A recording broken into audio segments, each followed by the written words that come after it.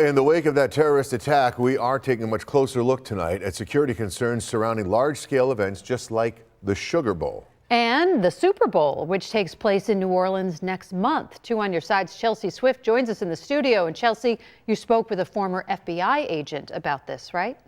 That's right, Scott and Mary Alice. We learned the suspect acted alone, placing 2 explosive devices inside coolers, then dropping them off in the French Quarter hours before killing 14 people. This type of event can happen in any city, and that's the tragedy of it.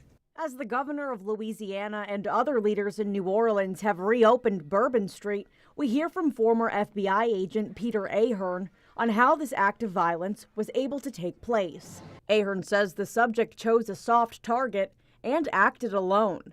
Ahern explains it can be difficult to control the outer perimeter of a large-scale event like New Year's Eve in the French Quarter. Bourbon Street was a soft target, okay? It wasn't really hardened down. Even if the bollards were working, there's still ways to do things. But as you push a perimeter out, okay, inside that stadium area, it's going to be safe. For someone to get something into the stadium or in the parking areas that are controlled, but outside of that, where people are getting in lines or they're walking into places, those become the soft target. Ahern adds it's more difficult for an individual to enter a hard target like a stadium, where there are metal detectors and pat-down searches. You look at the top shooting. That supermarket is a soft target. You don't go through metal detectors. There's no bollards on the street. And a terrorist or somebody that wants to do harm will find ways to do things and find the targets. While social media posts from the suspect indicate he was inspired by ISIS, Ahern has a message for people following this terrorist attack. You can't let this define you. You can't let this stop you.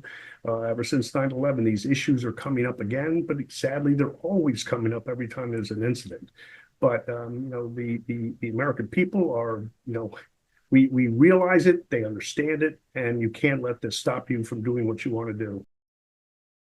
Earlier today, leaders in New Orleans said that those attending the Sugar Bowl tonight should not be concerned, especially with the amount of resources in the French Quarter at this time. On Your Side, Chelsea Swift, Channel 2 News. Chelsea.